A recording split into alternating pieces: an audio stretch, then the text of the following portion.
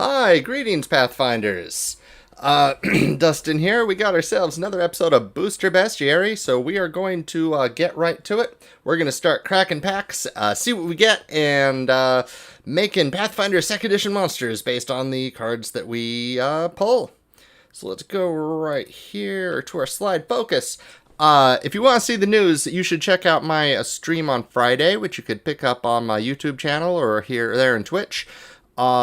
A lot of great news last week, not so much this weekend. Gen Con is, of course, right around the corner, hence the playmat. So be prepared for all the awesome news that's going to happen with Gen Con. Until then, though, we are going to go ahead and crack ourselves. I left my dice in my drawer. There we go. Crack ourselves a booster pack. So 1, 2, 3, 4. Strixhaven. That's always a fun one, isn't it? Lots you could do here with Strixhaven. Lots of inspiration. If you ever want to do an Academy-style adventure, which, you know, with Strength of the Thousands out, there's a lot of great tools for GMs to use. Still love the Life in the Academy subsystem from Strength of Thousands is incredibly cool. I really do highly recommend that any GMs who love home rules, special rules to give stuff to their PCs, check out Life in the Academy from the first Strength of Thousands AP book. It's on Archives and Ethos as well. It's fantastic. It's everything I've always wanted in a subsystem. It rewards players for role-playing. It's just awesome, and I love it. All right, so let's check out what we got here. All right, so planes. Start from scratch. Waterfall Aerialist. Kind of cool. A Jin Wizard. I could do stuff with that. Alright, here's an Orc Wizard, Prismary Pledge Mage. Whenever you cast a copy of an instant or sorcery spell, it can attack this turn as though it didn't have Defender. Alright. A few of the Courage just share their creations. Alright, that's a thing. We could figure something out with that if we need to, but I'm not too inspired by it. Campus Guide, a little golem that helps you get around campus. I like it. Thunderous Orator. It flies. It it gives people abilities based on the other abilities that it has. I like that, but it's very difficult to balance on monsters. It would make a really cool PC spell, but it's very difficult to do on monsters. Alright. Killen, the Ink Duelist. Oh, he's pretty cool, isn't he? Menacing, lifelink. Man, there's a lot of flavor there. Oh, but what do we have here? A legendary dwarf, Hoffrey Ghostforge. Spirits you control get +1/+1 and have trample and haste. Whenever another non-token creature you control dies, exile it. If you do, create a token that's a copy of that creature, except it's a spirit. And it has, when the creature leaves the battlefield, return the exiled card to your graveyard. Interesting. I'm liking that a lot. Ooh, and here we have the Dean of Substance, who can, or the Dean of Theory. So we either got this Elf-Folk Wizard or this this Elf Druid. The Elf Druid creates fractal elementals. They're kind of elementals of pure math that get larger when you have more numbers out there. I kind of like that for an idea for a monster. I say monster, creature, NPC. And while I got it, this was a hot pack. What is this pack? I get a Dean and 2 Mythics in the same pack. All right, that's cool. That matches well with the $40 card we cracked last week. Just cracking one pack at a time every week seems to be doing pretty well for me. It's a pretty cool channel, isn't it? I love that art. All right, so Dean of Substance is an option. Alternatively, we have Owlboy here. The Dean of Theory is pretty cool too, isn't he? Exile the top X card to your library, put a study counter on each of these. Then you may put a card you want in exile with a study counter on it into your hand. Interesting. More of an NPC that wouldn't really have combat stats that your players should be fighting, I'd like to think. Really good for like a tutor. You know, just yesterday I was saying one of the hardest parts of making monsters is spellcasting.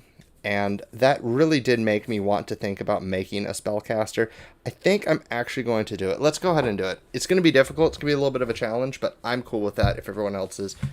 Yeah, totally. Yeah. Finding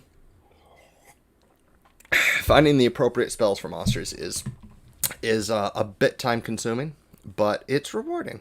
It is rewarding. So let's go here to our website. We are not looking at Goldspan Dragon today. We are looking at... what is your name? Imbraham. Turn over. Copy image link. All right. That ain't right. Gather. Copy image link. There we have him. All right, so we have our Owly Boy here. All right, so the Dean of Theory. He's a caster, so I want to make him high level enough that we get some decent spells with him. Definitely looks like Arcane, Occult. I'm going to say Arcane. Definitely Arcane. No question about it. He's total wizard. He's surrounded by books, and he works with fractals. Fractals and math and pure theory. He exists purely in theory. Let's, it's funny with casters, considering I don't know, usually I think of like, well, what role does he play in the game? And then I'd consider what level are my characters, and then I'd set them at that level. But when you're just working on pure theory craft here, excuse the pun, I do, with spellcasters, like to look at spells and decide, like, what spells define this creature? What spells feel like this creature has to have this spell? Because once you find that spell that this creature has to have, it becomes, oh yeah, if he has that spell, he has to be a certain level. Not that there isn't enough spells in the game now, especially with Secrets of Magic out, that there isn't some just tons of awesome things you could do regardless of level. There's a lot you could do. Shape. Math, theory, numbers. Man, because I almost feel like I want to see like something like really esoteric with him. That would almost be a cult, though, wouldn't it? You could always add spells from other lists. You could fudge a little with creatures and be like, yeah, I know this is normally an arcane only spell, but I mean, you shouldn't. If you're working for somebody else, if you're especially Paizo, you definitely shouldn't do that. But sometimes. He could be the first arcane caster to have ever cast this occult-only spell. I suppose that is definitely something he could do. Just so many cool spells he could do, though. I think I want to see him at 3rd level. I think I even want him to have kind of a time theme. Dean of Theory. Yeah, I definitely think he should have something of a time theme. At least not time, but like I'm thinking like slow stuff like that. Imbraham, bird teacher. He's a stern, shrewd owlin whose mind is as piercing as his curved beak. He's known for rotating his head 180 degrees to address his students while still chalking up complex theories at the slate board. He loves numbers more than people or the outdoors and hasn't been seen outside of certain chambers of the campus in your years. He does complicated theories and likes to stay inside. I think I like that a lot. All right. Yeah, so I'm going to make him level 7. All right, let's do this a little faster than that.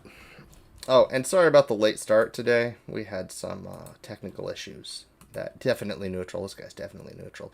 He's medium. He's a humanoid. Let's give him the Owlin trait. I guess that would just be a Strix in Pathfinder, but if he's going to call his ancestry Owlin, I'm not going to say you're not an Owlin. You are an Owlin, Imbraham, Dean of Theory, which is your name, which I should also write. Imbraham, Dean of Theory.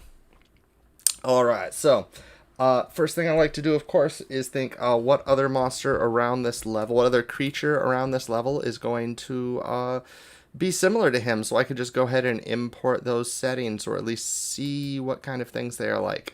And the easiest way, of course, to do that is to go over to creatures. He is probably more of an NPC than a monster. Definitely more of an NPC than a monster. He is a mystic? Wizard? Adept?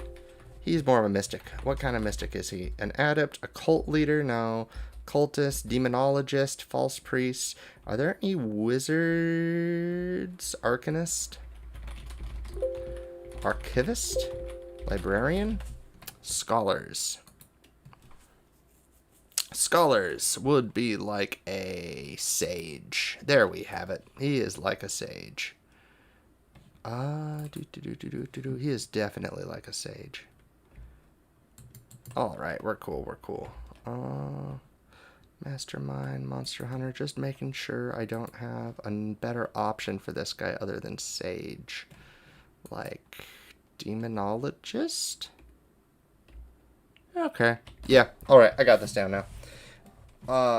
He is going to go ahead and... For languages, I will go ahead and give him Common. I'll probably give him some more as I think about it later, but Common, definitely at least Common. Alright, so ability scores. Let's go ahead and just give him a +1 strength. It's low, but he shouldn't be using his strength anyway. He doesn't like being outside, and that is fine. We'll give him a 2 dex because he's a bird. We will give him a 2 con because he likes to survive. We will give him a... What is a good intelligence for this guy? High, a 6 intelligence. That's high, but it's not the most extreme thing ever. Wisdom, let's give him a 3. Charisma, let's give him a 4 wisdom. That's moderate. And while we're at it, we'll give him a 3 con and a 4 charisma. So there we have it. Stats built. For AC, well, he is a 3/3. A 3/3 for 4 is pretty bad, though, to be honest. Usually for 4 mana, you want the equivalent of like a 5/5. Even in this set, I'm looking through these cards. Here's a 3. I mean, here's a 5 mana 4/5. That's only 1 more mana for significantly better stats. 2 mana 3/3. Yeah.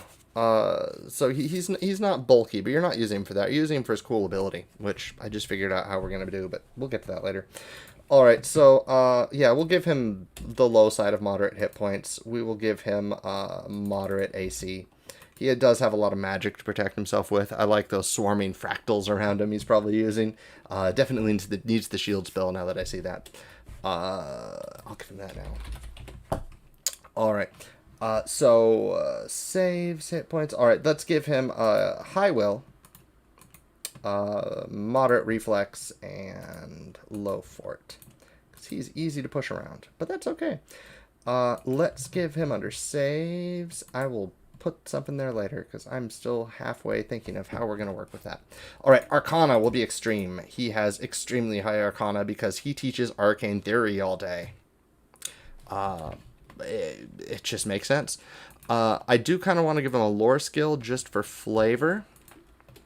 Like academia lore or, yeah, academia lore.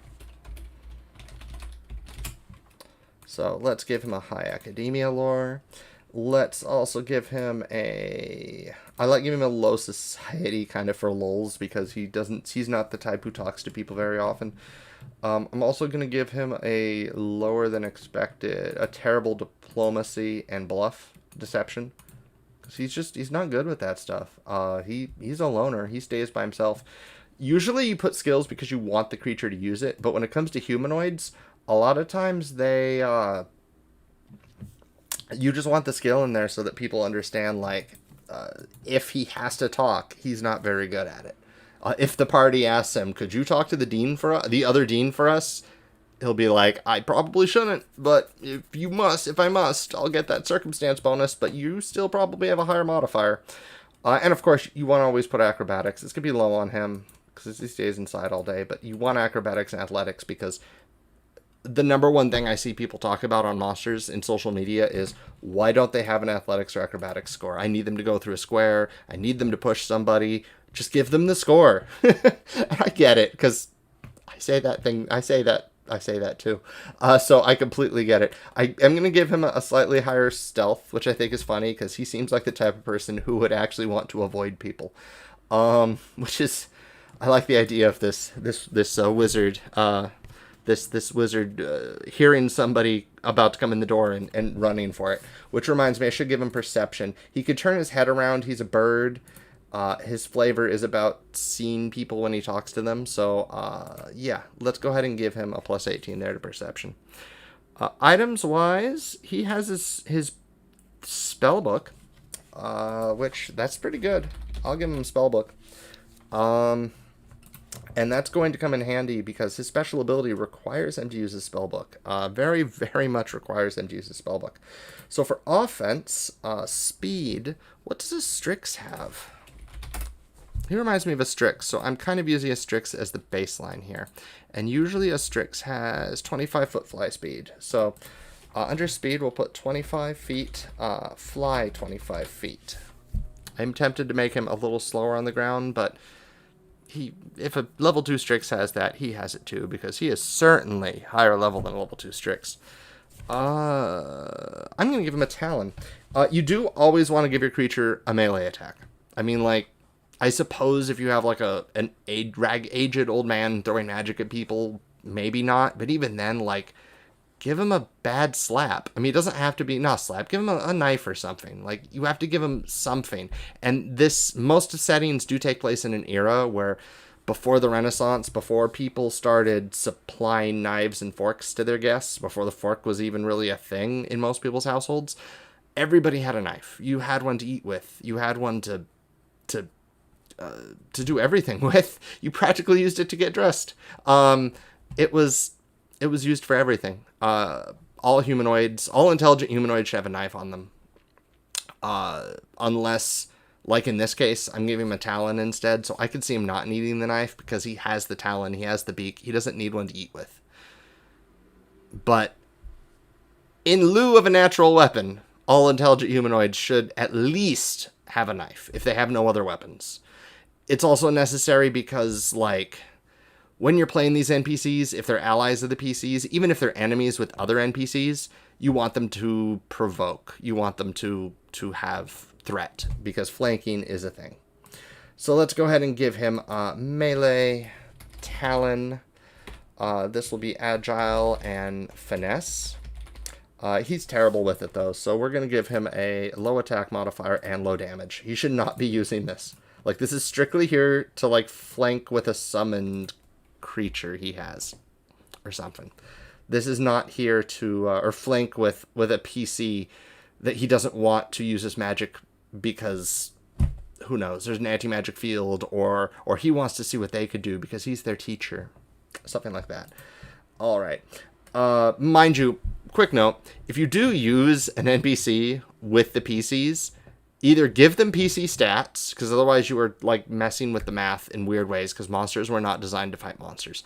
Or check to see what level your PCs could summon monsters at, and make the NPC of that level. Like, I would use this character with, like, a level 9 or 10 PC at level 7. It seems weird. Like, if the PCs turn on him, pull out the level 12 stats and be like, he's actually this strong. He's holding back to let you see what he could do. And if you're doing that, if you want the NPC to like be there to save the party, yeah, sure, let him pull out his strong stuff. But in my vast experience, most players don't want to sit around watching the NPC save them, unless it's a very, very, very, very dramatic moment, like the big end of the season or whatever. That's fine. Yeah, go for it. Yeah, sure. Or if, the PCs fought really well and just have to get out of there, need a trump card, spent time diplomatizing with this NPC. Okay.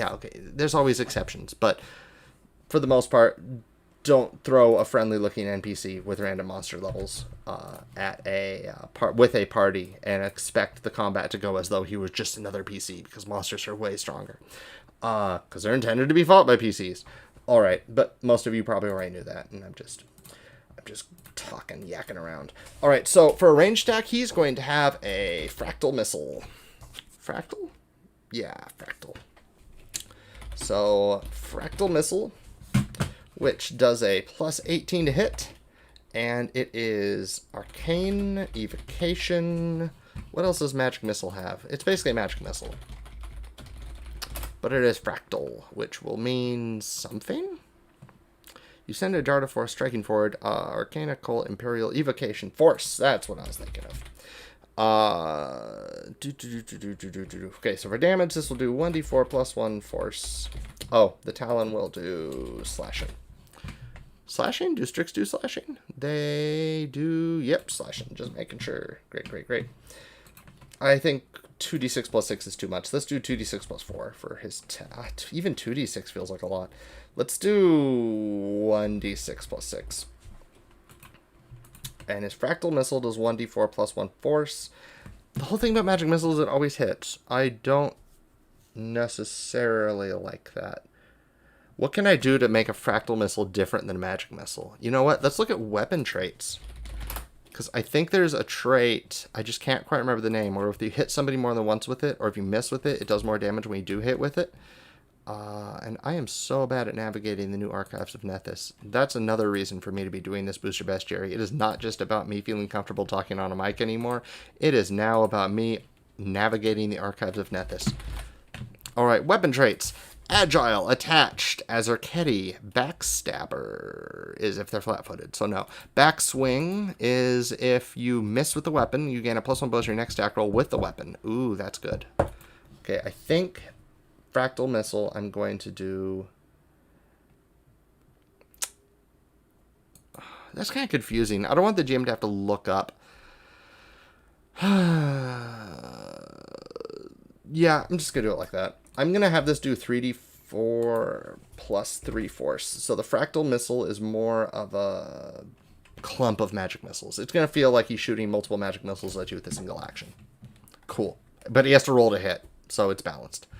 3d4, is that too much damage? 3d4, we're looking at like 2d6 plus 6 is 13 damage. 3d4 plus 4 is 5, 6, 7, 8, 9, 10, 10 damage. That's way too weak. Let's do 10, 11, 12, 13, 14, 15. Let's do 5d4 plus... That's way too much. Let's do 4d4 plus 8 force. There we have it. 8, 9, 10, 11, 12, 13, 14. That is a moderate level of damage for somebody this level. For a single range attack. That's fine. I love it. Alright, so under spells, so first you do your spell attack, which he will be high, and his DC will also be high. I don't like going extreme DCs on full casters, because full casters you tend to fight alone, and the super high DCs, like if you're fighting him alone, you're probably fighting CR2+, and that means that the extreme high DCs are just going to be too much. Like, you're going to be like, if I don't roll an 18 or higher, I'm going to critically fail? No, or fail? Like, it's not fun.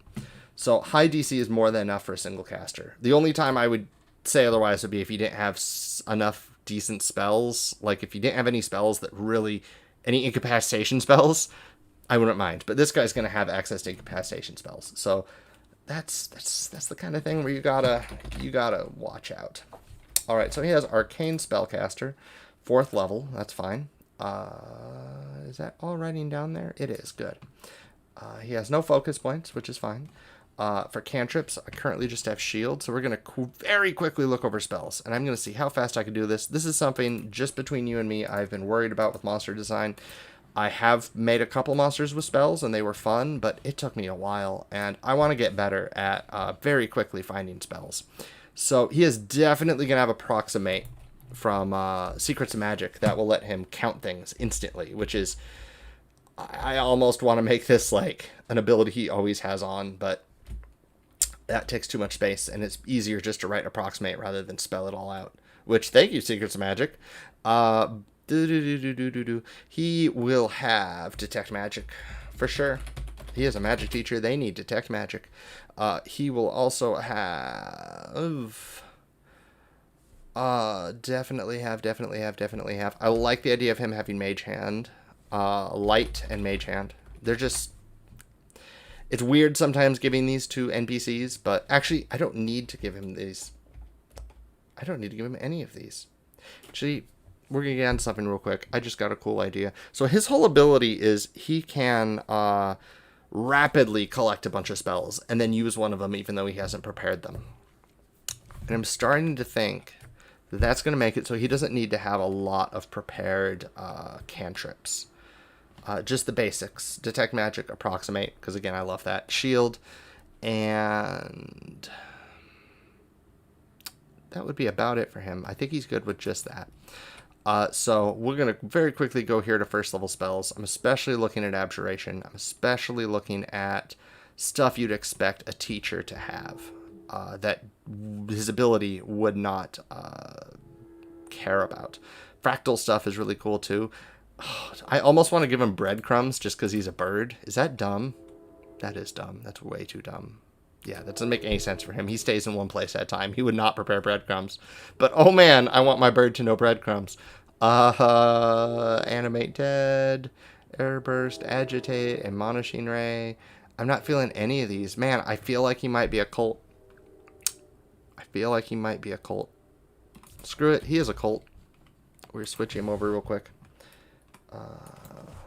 Cult. Cult. Does a cult get approximate? It does now. Yes, it does. Awesome. Detect magic, shield. Yep. All right, so, yep, we're switching over to a cult because none of those were vibing with me, frankly. Math does tend to be a cult in Pathfinder. There was a lot of really crazy number stuff you could do in occult adventures. I guess Strixhaven, occult and arcane, fine. They have nature too. Yeah, you're right. That does make sense. We got someone in chat telling me, yeah, occult works, and we're fine with that. Let's go ahead and see if there's anything here that he wouldn't need from his special ability that we'll get to very shortly. Magic weapon mending, mage armor. It's not the kind of thing you feel like you need to write. Imprint message, illusory object is fun. Illusory Object is an amazing spell for GMs. It's a great spell for when your players do something that you didn't expect them to do at all. I'm getting quick sort. It just fits his personality. It lets him immediately sort out little objects. It just fits his personality. It's kind of fun. But Illusionary Object's a very wonderful spell to give these kinds of casters, because if the players do something they don't expect, be it as an ally, as a witness, or as an enemy, it gives you the freedom to kind of do whatever you want. I mean, yeah, there's a will save, but it's whatever you want. If it wasn't for the will save, maybe not whatever you want, but hey, summoning any kind of object is super versatile, super fun. I'll give him Unseen Servant, and I like it. I just love it a lot. I had a great story. I had a scenario in PFS where the PCs had to fight a bunch of kobolds, and the kobolds are hiding behind this big wall with arrow slits. And one of the enemy kobolds is a caster. But before the caster had an chance to do anything, the PCs ran away behind a corner. And I'm like, well, the tactics say they should stay behind the wall they've constructed and snipe, but there's no enemies there. So I guess they'd retreat as well. But instead of just retreating, I left a big... Well, the PCs came around the corner and they found a giant hourglass. I used my hourglass as the mini. Slowly counting down with drips of lava, with a swirling dragon holding up the hourglass. And they instantly thought, this is a bomb and we need to run, which led them to running into the next room, and then they actually fought the kobolds. But it was hilarious because, of course, it was an illusory object, but when they see a bomb, they just want to run from it. They didn't try to disable it. They just ran from it. And I love that my description just led them into believing this is a bomb. It's just one such example of what you do with an illusory object, other than the old classic of, you're in a cage, which, yeah, okay, that's a good use for it too, but it's been done.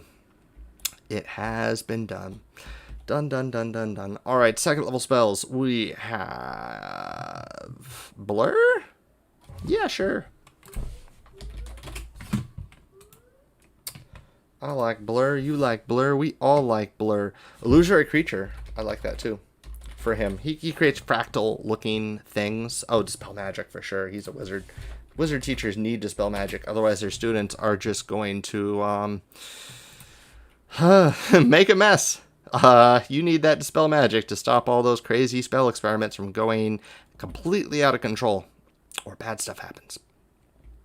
And I don't want to give him more second level spells than he has first level spells, so that is good for now, unless I really quickly see something that looks way better than anything else I have here, but frankly, I'm not seeing it.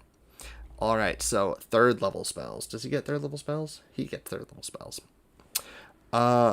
Just want to give him one or two third level spells. I was thinking haste, but hypercognition.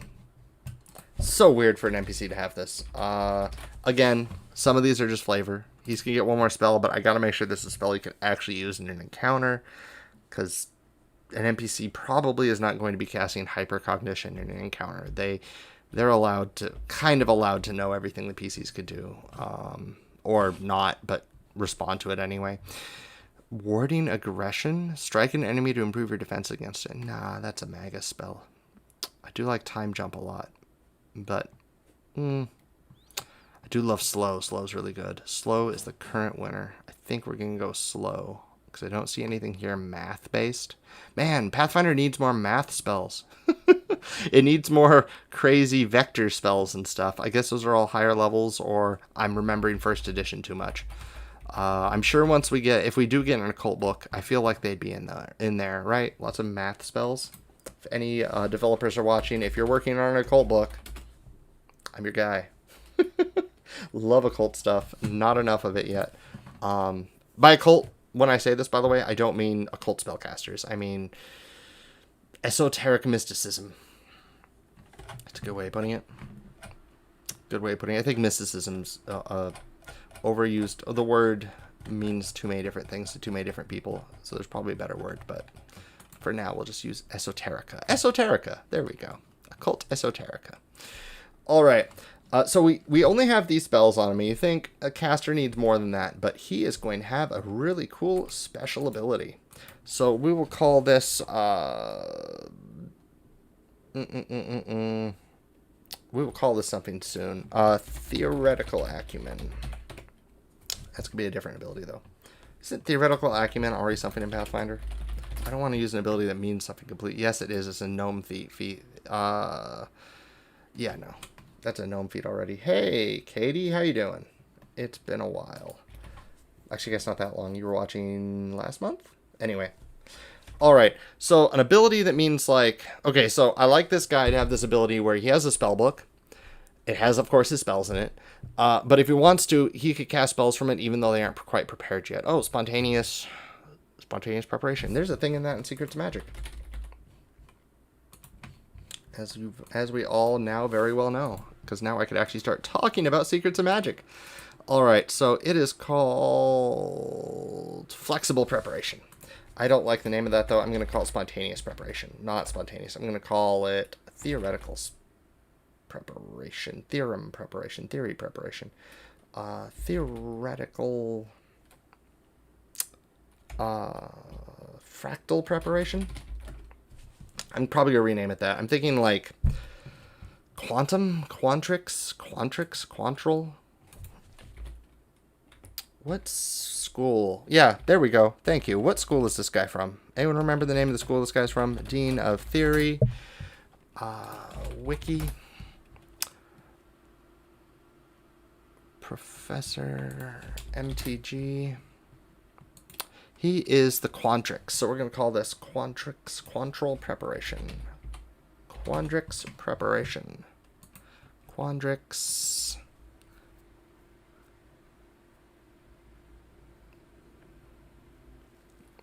Alright. Okay. I got this. They could also recite every number of pi backwards. I think that's funny.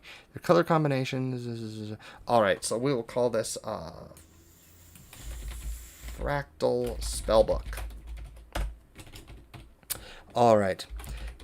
Imbraham's Spellbook contains theories, theoretical, fractal, contains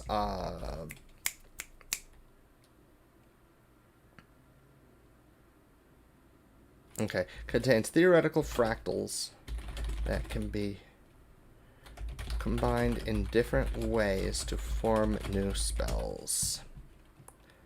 Contains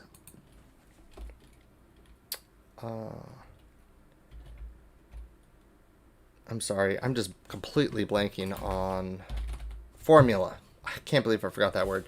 Okay, contains formulae, fractal formulas, contains fractal formulas, theoretical formulas, contains mathematical formulas,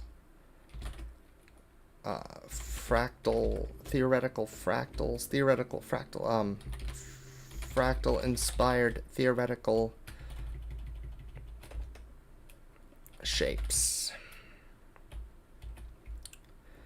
Contains theoretical mathematical formula that can be parsed and combined in different ways to form new spells on the fly. Forms new spells without preparation.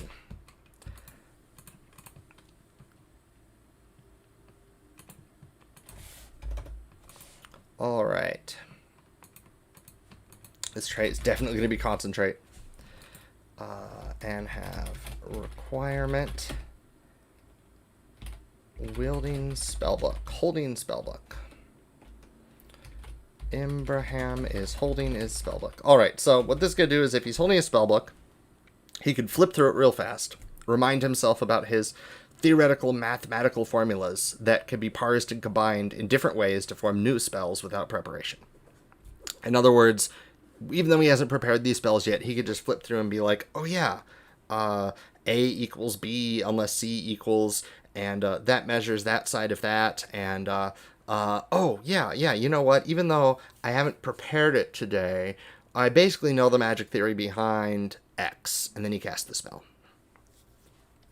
The question is, what limits the kind of spells that he could cast? Ooh, I like this. To perform doom spells without preparation.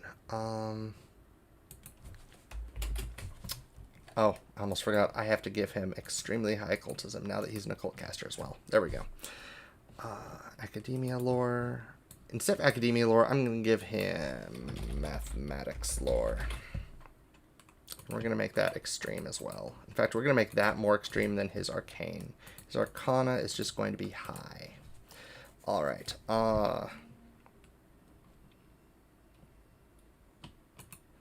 Parts are combined in different ways to duplicate the effects of spells without preparation. All right, so great.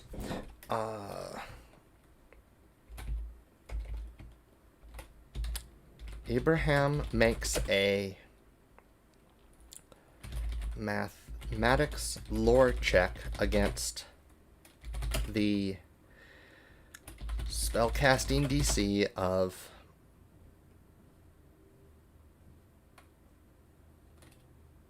any target creature he has seen casting a spell. Alright, so he makes a mathematics lore check against the spellcasting DC of any target creature he has seen casting a spell. Against the class DC, right? Spellcasting DC would be first edition. Against the class DC of any target. Okay, so if he sees someone cast a spell, he could attempt to recreate it using math as a single action. No, he should do this as a reaction. Alright, so reaction requirements. He's holding his spellbook. Trigger. A creature Ibrahim can perceive casts a spell. Alright, so if he sees someone cast a spell, he can make a mathematics lore check against the class DC of any target he has seen casting the spell. If he succeeds, he identifies the spell and adds it to his spell list, spells per day, his current spell repertoire. Man, I'm not sure exactly what it's called when monsters do it. His current spells prepared. His current prepare spells. I'm just going to do this. He identifies the spell and can cast it once until he uses fractal spellbook again. Fractal identification again.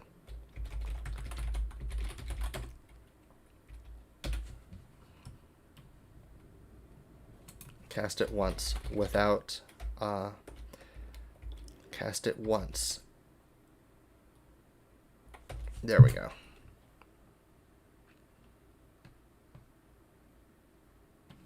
All right, cool. So, fractal identification. I feel like identification's weird. It should be more like picking something apart. Whatever. All right. That is a reaction. Why does that trigger look so weird?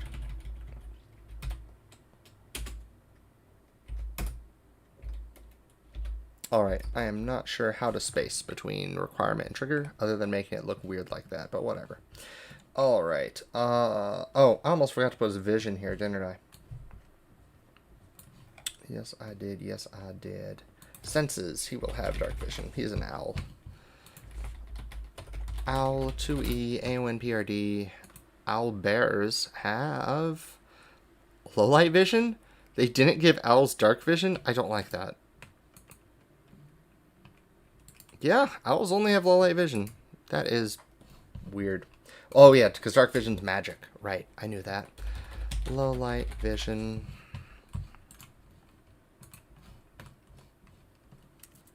Did give him scent.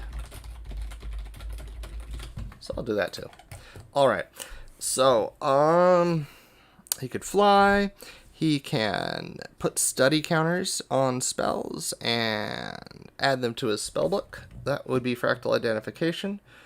Man, I think we got it then. Fractal, I don't like identification. Fractal study. Fractal deconstruction. There we go. All right. Let's use fractal deconstruction again. All right, you could probably do a lot more with this kind of guy because he is a caster. So literally anything you need him to do, go ahead and do it. Any rituals, anything like that, just go ahead and add it in there. So as you can see, adding spells takes a lot of extra time to a monster. That's why I've been avoiding doing spellcasters on this stream. In addition, there's just a lot of other monsters that have more interesting, unique abilities rather than pre-existing spells that we've already seen before. So there is that as well. But thank you for showing here. I'm good on this now. This was a fun show. Thank you very much. This Friday, I will be doing Indie Finder Friday. That is where I find some of the coolest 2nd edition and other Pathfinder and Starfinder work that has come out that week, and gush about it, talk about it, show you what it's about, get people to enjoy and learn about and love third-party Pathfinder products. So go ahead and check me out here on Friday, and have yourself a wonderful